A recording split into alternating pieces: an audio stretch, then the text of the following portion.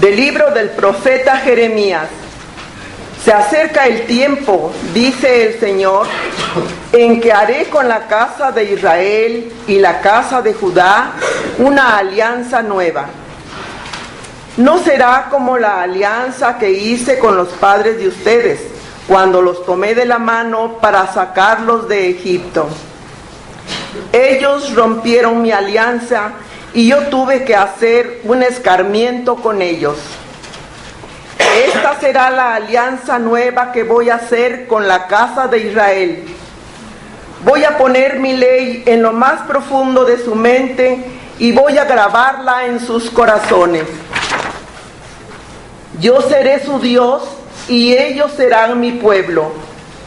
Ya nadie tendrá que instruir a su prójimo ni a su hermano diciéndole: conoce al Señor, porque todos me van a conocer, desde el más pequeño hasta el mayor de todos, cuando yo les perdone sus culpas y olvide para siempre sus pecados.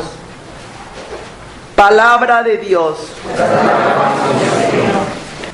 Lectura de la carta a los Hebreos. Hermanos, durante su vida mortal, Cristo ofreció oraciones y súplicas con fuertes voces y lágrimas a aquel que podía librarlo de la muerte, y fue escuchando por su piedad.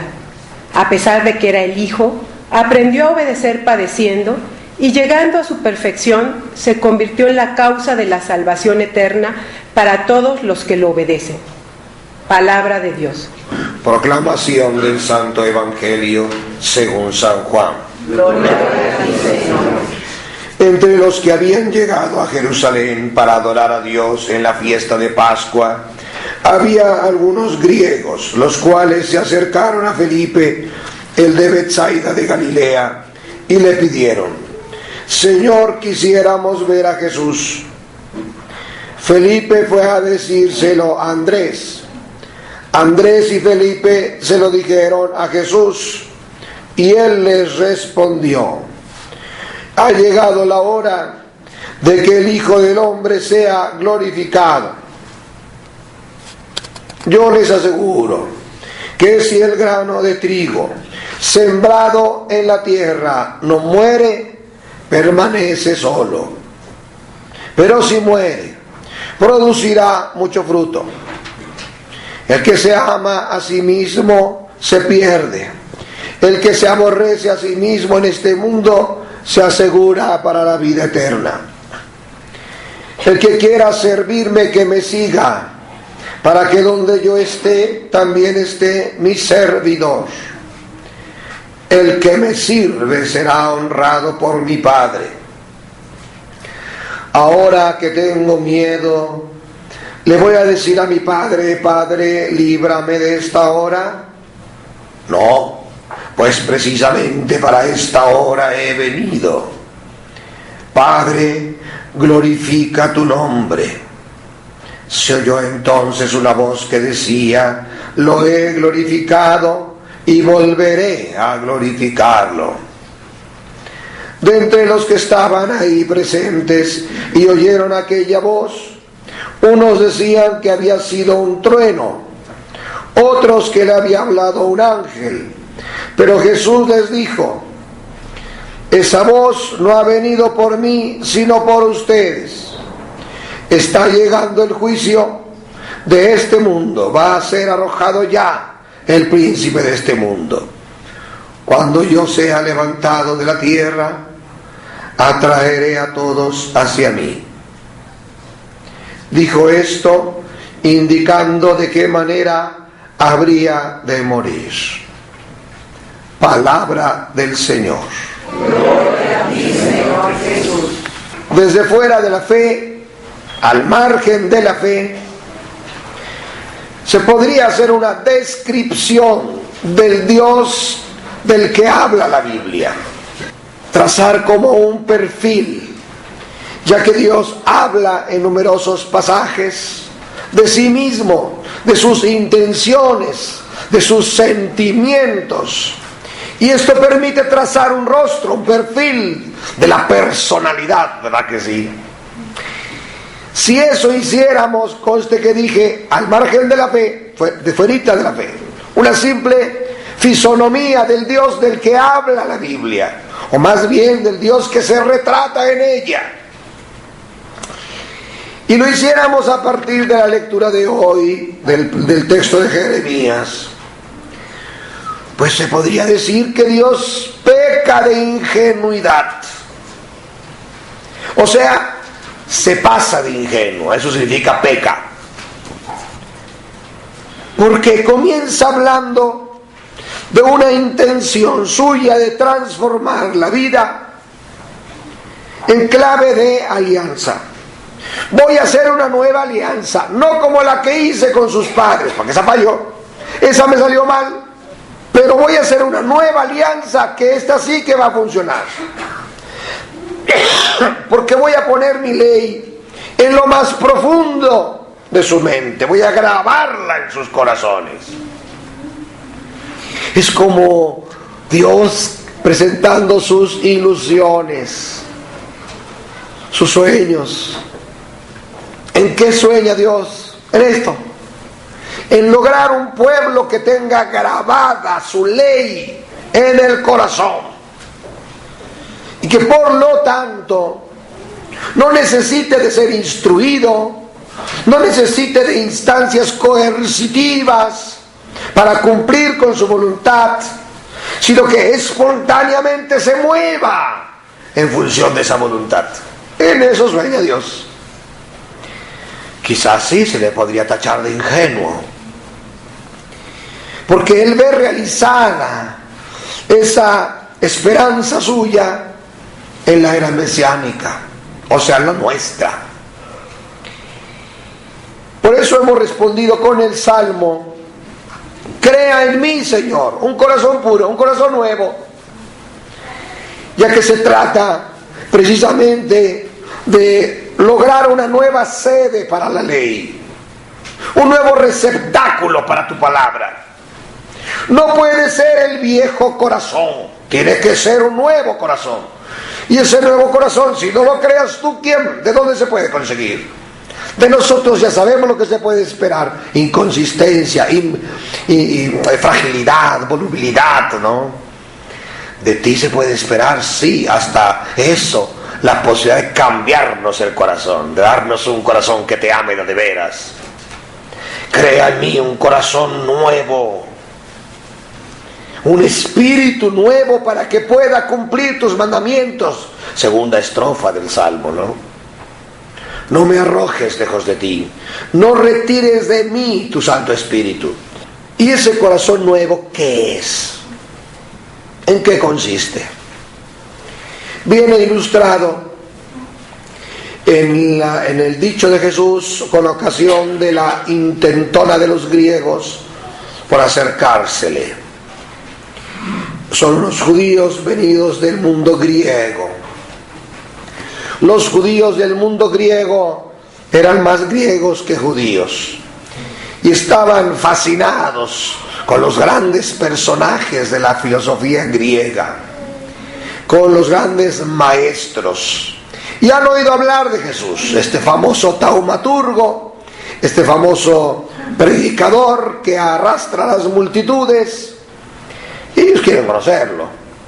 Y claro, se acercan a quienes parecen organizar las giras del maestro, que son Andrés y Felipe, para ver si ellos le pueden conseguir a estos griegos pues algunos boletos para la misa del Papa, digo, para el encuentro con Jesús.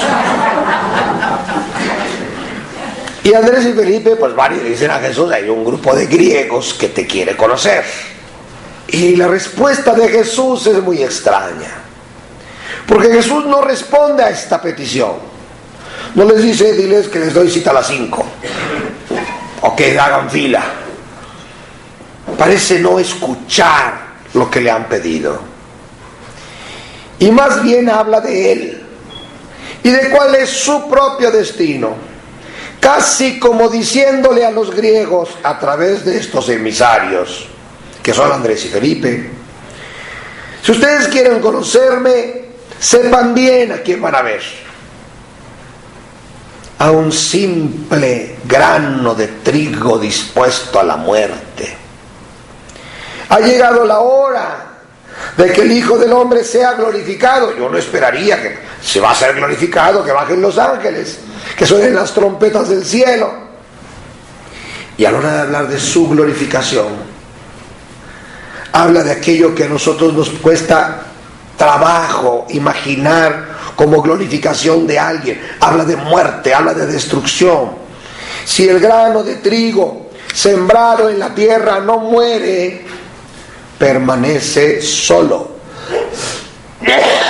La hojita que ustedes tienen, que suele tener una muy mala traducción, dice: si el grano de trigo cayendo en tierra no muere, queda infecundo.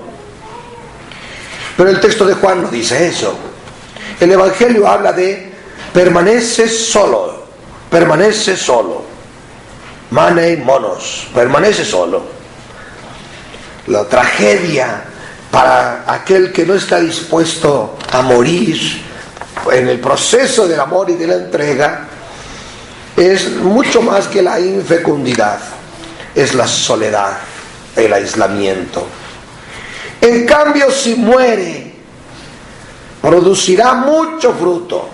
Esto es lo contrario a la soledad, la abundancia de fruto, la abundancia de vida que se genera en otros.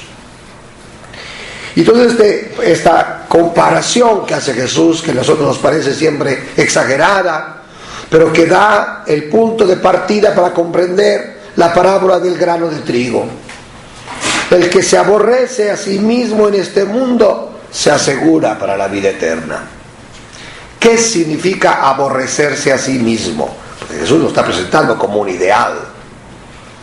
Aborrecerse a sí mismo en este mundo, es decir, según las categorías del mundo. El mundo te ha enseñado categorías de grandeza. Aborrecerte a ti mismo según esas categorías sería ocupar el último puesto, desaparecer, ser insignificante, no brillar. El mundo te ha hecho creer que para ser pleno, que para ser feliz, debes huir lo más posible de todo tipo de sufrimiento e incomodidad. Aborrecerse a uno mismo es incluso estar dispuesto a sacrificarse por otros, a sufrir por otros, a experimentar la fatiga, el desgaste de la convivencia, de la tolerancia, de la apertura, de la aceptación, del servicio, del diálogo, de la negociación, en vez de aplastar, imponiendo. El mundo te ha hecho creer que tienes que hacerte de un nombre, de una fama, de un prestigio, para que todos te reconozcan. Aborrecerte según esas categorías sería no ser conocido más que como uno más de la comunidad, un hermano del camino. El que se aborrece a sí mismo, que es otra forma de hablar de la negación de sí, del tomar la cruz, que aparece en otros evangelios, es ante todo una actitud de distanciamiento del propio ego, una ruptura que el hombre está invitado a hacer con su propio ego. ¿En base a qué? ¿Frente a qué parangón? El parangón es el reino de Dios, el servicio a ese reino. Por eso inmediatamente Jesús habla del servicio. El que quiera servirme, que me siga, para que donde yo estoy, aquí también está mal traducido, su hojita dice para que de donde yo esté, dando a entender que eso va a pasar después. No dice eso Juan lo pone en presente. Donde yo estoy, ¿dónde está permanentemente Jesús? En el corazón del Padre. Ese es el lugar de Jesús, la habitación de Jesús es permanentemente el corazón del Padre, el amor del Padre. La única manera de llegar a donde está Jesús es sirviéndolo, es decir, poniendo en práctica el Evangelio, sirviendo a la causa del hombre, a la causa de la liberación del hombre. Por eso la referencia a la glorificación. Jesús habla de su propio miedo. Quien quiera que piense que Jesús llegó al momento crucial de la pasión con pleno dominio de sí, sabiendo exactamente lo que iba a pasar, confiando en que su Padre lo rescataría en el último momento, no ha leído los evangelios. Jesús llegó presa del miedo. Y ahora lo dice abiertamente: ahora que tengo miedo, voy a decirle a mi Padre: apártame de esta hora, líbrame de esta hora. No, para esto he venido. Es cierto que tengo miedo, pero yo he venido para esta hora, ¿no? ¿Cuál es la hora para la que has venido? ¿Cuál es la misión para la que has venido? Y que puede estar relacionada con lo que más miedo te da. Puede ser. Jesús solo tiene una perspectiva de fondo, solo tiene un horizonte para realizarse, y ese horizonte es la glorificación de Dios. Glorificar al Padre significa vivir plenamente su voluntad para la salvación del hombre. Por eso la petición: glorifica tu nombre. Y el Padre responde: lo he glorificado y lo volveré a glorificar. La muerte de Jesús va a ser eso precisamente, la máxima glorificación de Dios. ¿Por qué? Porque es la máxima entrega por la salvación del hombre. Veamos pues, a la luz de estas lecturas, ya no puedo predicar más porque ya mi garganta ya no me da para más, pero para dicha de ustedes, hoy va a ser cortita la homilía, pero vamos a simplemente a sintetizarlo con una frase de Benedicto XVI, que está en estos días en nuestro país. En su primer libro, La Introducción al Cristianismo, que es un libro hermosísimo, de una gran profundidad, dice ahí el Papa: el cristianismo es siempre una experiencia que produce vértigo, porque consiste en abrirse a una irrupción tal de Dios en la propia vida, que cambia por completo la meta, la orientación, de tal manera que hasta las realidades más banales de la existencia, cambiar pañales, hacer una cuenta de un estado contable, poner una inyección, legislar, las cosas más del mundo, las más terrenas, se convierten en santas porque están orientadas hacia Él. Es el hombre el que le da esa orientación a su trabajo. Es el hombre el que imprime a cada cosa que hace, a cada gesto suyo y a cada creación que brota de su ingenio. Es el hombre el que le da a todo eso una orientación de infinito. Cuando quiere alabar a Dios a través de su vida, cuando quiere servir a su causa y a los otros beneficiados de esa causa, sobre todo los más pequeños, con todo lo que hace. La vida entera transformada en causa de Dios. Este es el gran sueño de Jesús sobre la tierra. Entonces hemos hablado hoy de dos sueños: el sueño del Padre, que aparece en la primera lectura. Ahora sí, pondré mi ley en su corazón, ahora sí serán míos las ilusiones de Dios. Y a lo mejor es el momento de preguntarnos si no ha llegado el momento de concederle a Dios esa ilusión, que no es fruto nuestro, de nuestra generosidad, sino de la apertura a su gracia, a su acción salvadora. Y una oportunidad para eso es la Semana Santa. La próxima semana pues estaremos entrando en ese misterio. ¿Y qué es la pasión de Jesús? Que meditaremos a fondo durante toda la Semana Santa. La pasión de Jesús no es otra cosa más que este misterio de la apertura total a un misterio, a un plano, un proyecto que supera la comprensión misma de Jesús, pero que es abrazado desde la fe.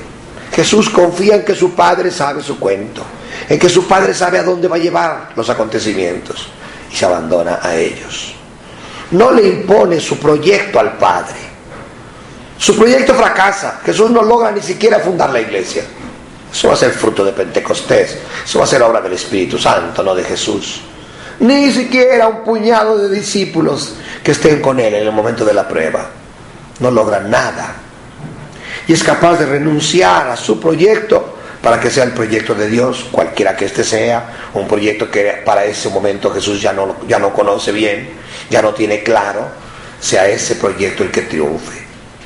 Pidamos pues que la Semana Santa sea para todos nosotros, donde quiera que cada uno esté y celebre los misterios de la pasión, que el Señor nos conceda profundizar en nuestra propia vocación. ¿Qué quiere Dios de mí?